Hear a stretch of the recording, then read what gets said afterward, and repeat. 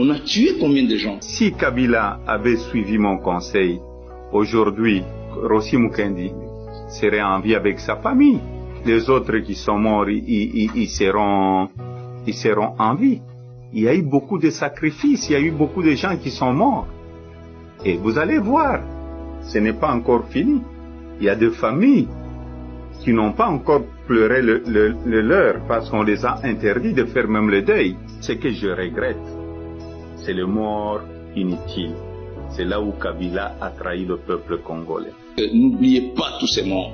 Tous ces morts ne sont pas morts pour rien.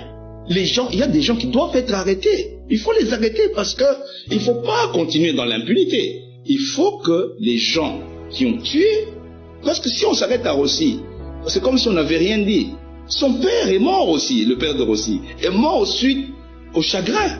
Et la jeune Kapangala, tout le monde qui est, les gens qui ont été massacrés le 15 septembre 2016, tous ces gens-là, qui va juger? Depuis cette décennie-là, toutes ces positions sont toujours saluées par l'AMP.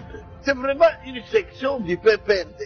Nanga, je l'ai dit, je le répète, il est le président sectionnaire du PPRD à la CENI. Ça, c'est Nanga. Il ne faut pas chercher ailleurs.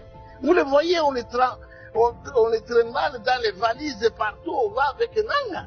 Même dans des réunions obscures, dans leur ferme là et tout ça, on va avec M. Nanga. Et alors, il est arrivé à Lubumbashi, il cherche à avoir tout.